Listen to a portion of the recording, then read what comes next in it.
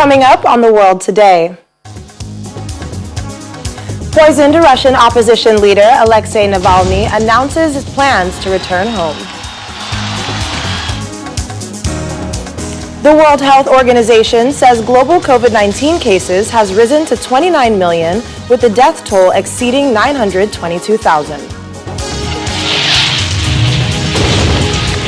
A fire erupts at a shopping center in Beirut, the third blaze in a week to hit the city. Hello and welcome to the program. I'm Akaite Afia.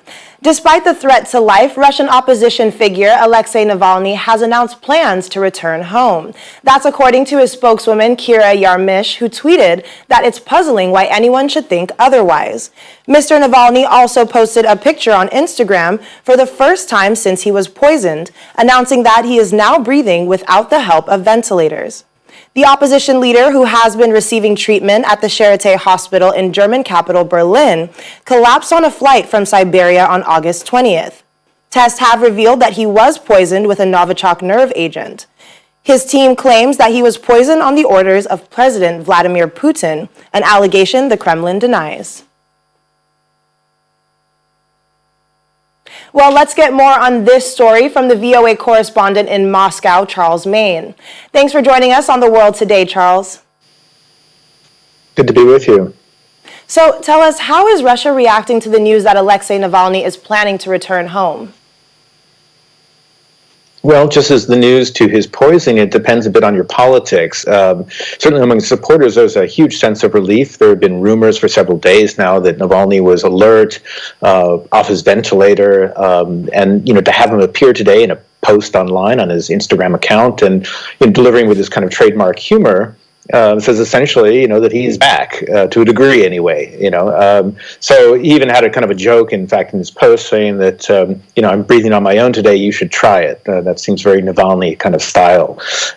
So it wasn't clear. Also, I think in another sense that even though it's been clear for several days that Navalny had survived this poisoning attack. His life was no longer in danger. Doctors were saying that. We didn't know what condition he was, his mind. Was he the same person? And so there's a sense today of big relief among his supporters. Among the Kremlin, it's been mostly silence. Yes, well, you have mentioned that they've been silent, but there has been speculation that the Kremlin is involved in the attack on Mr. Navalny. So what effort is the government making to clear its name and to protect the opposition leader from further attacks when he does return home? Well, it's interesting you mention that because it's true. They haven't done much other than to say that it's insulting the mere suggestion that they were behind the attack. They've stymied calls for investigation, saying there's no proof that Mr. Navalny had been poisoned. They say that Russian doctors in Siberia who initially treated Navalny found no such evidence, while the German and later other European doctors and laboratories confirmed that they had also found Novichok in his system. So that claim looks really strange now, given that we've seen sort of multiple confirmations from European laboratories, but the Russian story seems to be sticking with this idea that that they had found nothing, no explanation for his poisoning or no evidence of his poisoning before he was evacuated from Russia to Germany. Well, the chief of Russian intelligence, Sergei Narishkin, says there were no traces of poison in Mr. Navalny's body when he left Russia, and that Moscow has destroyed all reserves of Novichok. In fact, he stopped just short of accusing Germany of poisoning Navalny. So are we looking at the beginning of another diplomatic row between both countries? You're right, and I mean that's been the conspiracy theory sort of promoted here in either subtle ways, saying that, well, how strange we didn't find anything when our doctors looked at Mr. Navalny's when he was in hospital in Siberia, versus more direct implications like Mr. Narishkin today, saying, essentially, he clearly implying that Germany was behind some kind of attack on Mr. Navalny to set Russia up. We've seen similar comments from the parliament here as well. The bigger issue is, I think, what Western nations can do. They've already sanctioned Russia over other issues like Ukraine, the Crimea annexation, election meddling in the U.S., and I think there's a sense there's not much more that you can sanction. The bigger punishment might be trying, from Germany anyway, would be canceling this Nord Stream gas 2 pipeline project. It's set to go online in 2021. Of course, that's damaging to both sides, and even Chancellor Angela Merkel has said she's not particularly in favor of that. So they have a problem where they just, it's a question of also, frankly, that Mr. Navalny is a citizen of Russia who was attacked inside Russia. So it's a human rights issue, but not so much a diplomatic row, if you see my point. I do. So finally, Charles, what impact, if any, is Navalny's return likely to have on Russian politics? Well, I think first we should focus on his recovery, even though today was an encouraging sign. His press secretary, as you noted in your intro, has always said he planned to return, but we didn't know when and what condition he would be in. So assuming he's back to his old self, it's hard to imagine his profile wouldn't be raised from this ordeal. He's sort of gone through death and come back.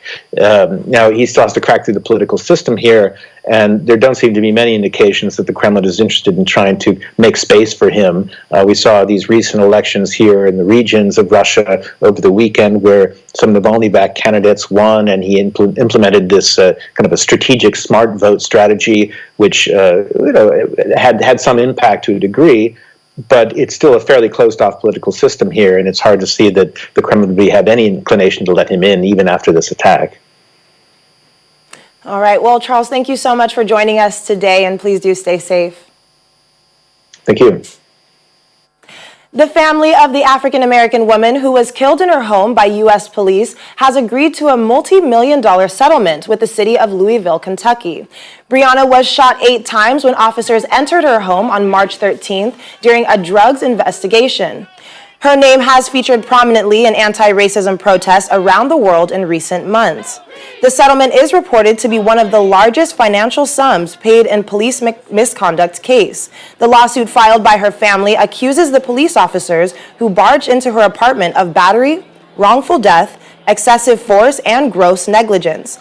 It says the officers were not looking for her or her partner, but for an unrelated suspect who did not live in the complex.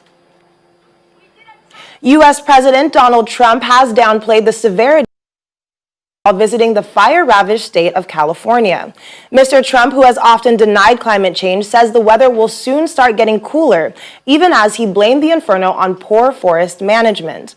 At least 36 people have died in the blazes in California, Oregon, and Washington since early August. This is one of the biggest burns we've ever seen, and we have to do a lot about forest management. Obviously, forest management in California is very important.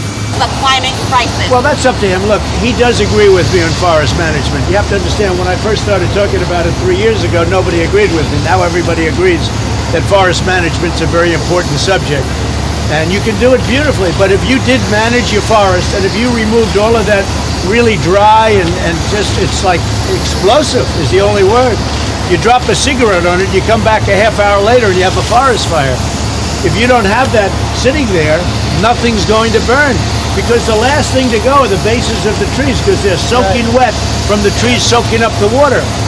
So they have to be able to do that. If they do that, they're going to have a much different situation. But every year it's the same thing. And this one's a very big one. This is a number of big ones. You put them together and it's a big monster.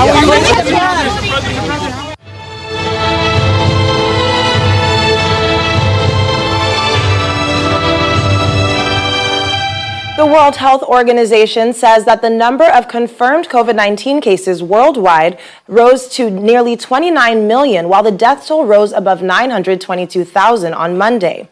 The United States, India, and Brazil remain the most affected countries, leading the world in confirmed cases. The United States reported over 6 million confirmed cases, while India reported over 4.8 million confirmed cases, and Brazil recorded over 4.3 million confirmed cases. Trailing the 3 in confirmed cases are Russia, Peru, Colombia, Mexico, South Africa, Spain, and Argentina. Meanwhile, health workers in the Spanish capital of Madrid are protesting against the regional health authorities' lack of support in battling the COVID-19 pandemic.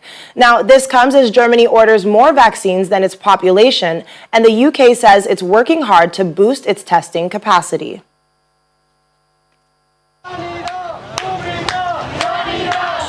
Nurses and doctors stand outside Madrid's Gregorio Maranon Hospital holding banners and chanting against the government's lack of support and inability to improve working conditions.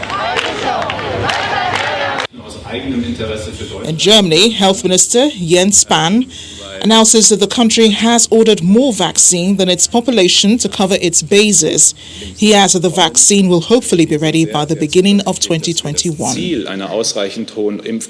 To spread. And yesterday, Still in Europe, British Health Minister Matt Hancock says the United Kingdom is working hard to fix problems with COVID testing. as we expand capacity further, we're working round the clock to make sure everyone who needs a test can get a test. The vast majority of people who use our testing service get a test that is close to home, and the average distance travelled to a test site is now just 5.8 miles, down from 6.4 miles last week. But the whole House knows that there are operational challenges, and we're working hard to fix them. In Asia, authorities in Myanmar's Yangon city have begun converting a football field into a makeshift hospital for treating COVID-19 patients as infections across the country surge. 3 township hospitals in Yangon have already been transformed to specifically treat COVID-19 patients since March, and the makeshift hospital was approved for construction after a new spike in infections hit Sittwe and Rakhine states in the northern part of the country. Staying in Asia, Hong Kong has announced that it will reopen bars, swimming pools and theme parks from Friday as it relaxes coronavirus restrictions following the testing of nearly 2 million people in a program organized by the Chinese government that found 42 cases. The ban on gatherings of more than 4 people, however, remains in place, as does a ban on people visiting public beaches. Finally, an Italian-themed restaurant in Seoul is now promising the safe delivery of food to tables, keeping in line with coronavirus-proof social distancing measures, not done by humans but by robots. The robot can deliver food to up to 4 tables at once. It is equipped with food trays which can carry up to 30 kilograms and an LCD screen and speaker that communicates in both Korean and English. In Western Asia, there has been a fire outbreak at a shopping center under construction in Beirut. The inferno marks the 3rd blaze in a week in a city that is still reeling from a devastating explosion in August. In the latest incident, reports say firefighters quickly extinguished the flames that damaged a corner of the Beirut souk's lattice roof. There are no reports of injuries, and the cause of the fire is not yet known. The building is located in a commercial district close to the city's port, where a blast 6 weeks ago killed almost 200 people and wounded 6,000 others. Police in Greece have arrested 5 migrants over the fire on Lesbos, which destroyed an overcrowded migrant camp last week. Citizen Protection Minister Michalis Christohoidis has said 5 are young foreign nationals and a 6th person is being sought. About 800 of more than 12,000 migrants and refugees who fled the Moria inferno last week have moved to a new camp, but the vast majority are still sleeping rough. Meanwhile, the Greek authorities say 21 people at the new camp tested positive for coronavirus. They are now isolated from other migrants at the temporary Kara Tempe camp. The Greek government has accused migrants of starting the blaze at Moria a week ago because they were angered by isolation measures imposed to curb the coronavirus outbreak. Migrants have disputed that, blaming hostile locals for the blaze.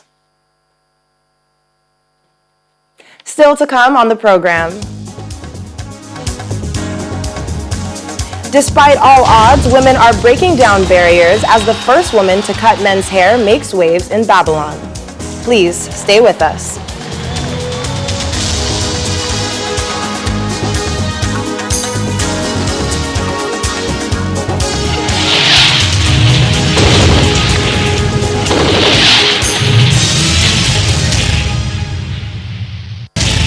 Thanks for staying with us. You're watching The World Today on Channels Television. The International Organization of Migration says at least 24 migrants on a rubber dinghy tried to cross from Libya to Europe are believed to have drowned after their boat capsized. 3 boats were thought to have departed from Libya's Zawiya on Sunday night. The Libyan Coast Guard found 45 people on board 2 boats and brought them back, but the 3rd had capsized. Hundreds of people die each year on the Mediterranean passage, and last month, 45 Africans perished off the Libyan coast in the biggest shipwreck this year. Mali's military coup leaders have ordered to hand over power to a civilian transitional government immediately.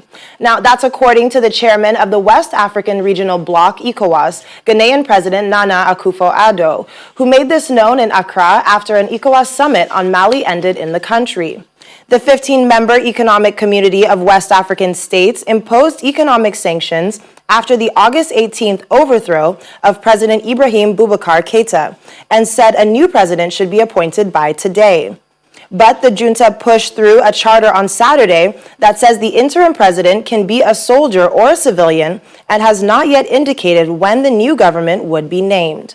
Regional leaders fear the coup could set a dangerous precedent in West Africa and undermine a fight in Mali and neighboring countries in the Sahel region against Islamist militants with links to Al-Qaeda and the Islamic State. South Africa's tourism sector is eagerly waiting for President Cyril Ramaphosa to address the nation this week to probably announce further easing of lockdown restrictions to level 1. The sector, which contributes as much as 3% to the nation's gross domestic product, has been hard hit because of the COVID shutdown, with losses running into billions of rand.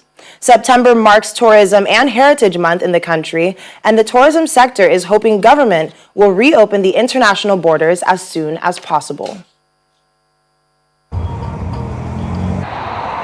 An unusual picture of Sun City, South Africa's iconic tourist destination, without people. The international establishment closed in March this year after President Cyril Ramaphosa announced a national state of disaster following the outbreak of COVID-19 in the country. For the first time in its 40 years of operation, it seemed like a ghost town. A picture replicated in other tourism destinations in the country. We probably lost just over or around 120 million rand of revenue a month. An average of that sort of revenue a month. So yeah, it's as you can imagine, and that's as you can imagine, it's been quite stressful for us in this period because you still had to keep the resort running. We do rely on the international market, to put South Africa on the map, to give South Africa the exposure, and the people and the international travelers don't only come to Sun City. They do visit the other major cities in South Africa, and so it has an impact on the tourism industry. Sun City opened its doors this September with the hope of reviving its operation, starting with local tourists.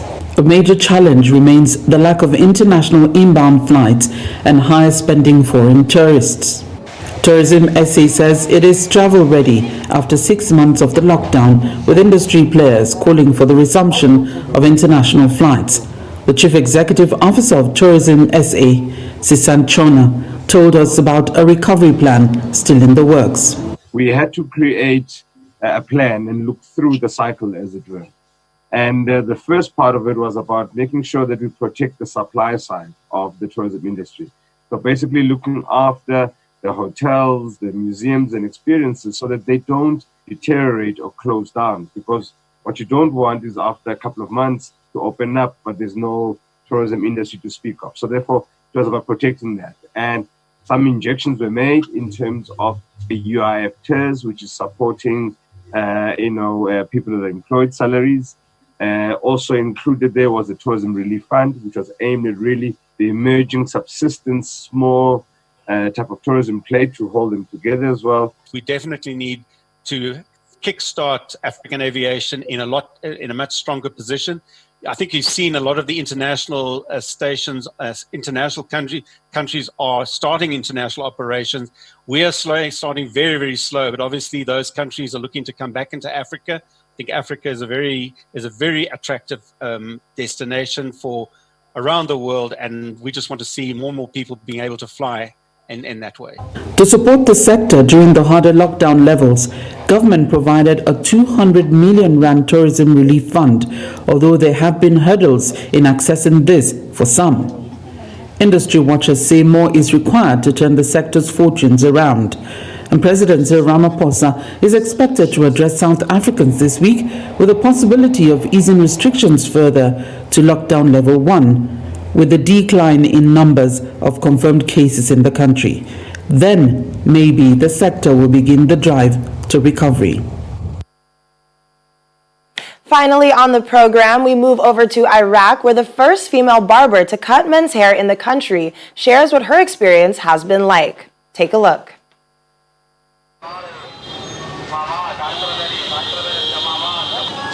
It's been a tale of daily insults and abuse for Zainab ever since she started working at the men's barber's shop and tattoo parlor in the bustling capital of Iraq's Babylon province.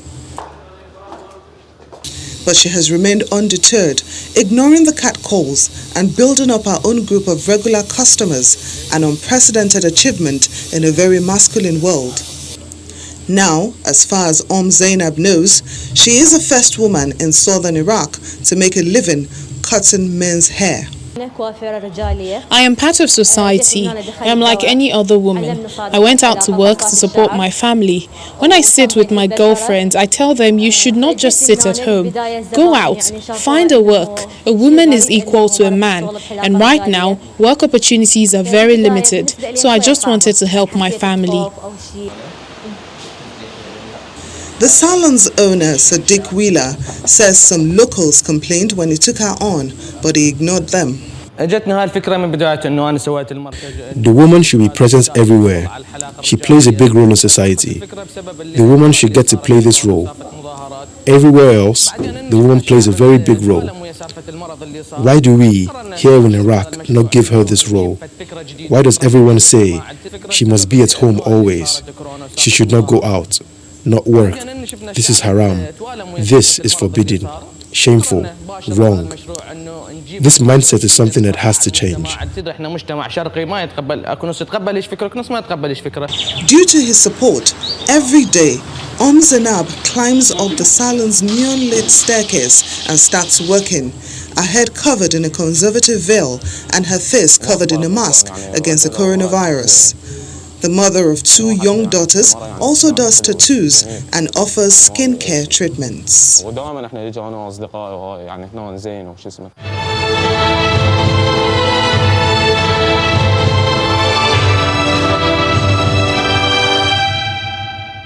Well, that is all for the world today. I'm Akaite Afia. Stay safe.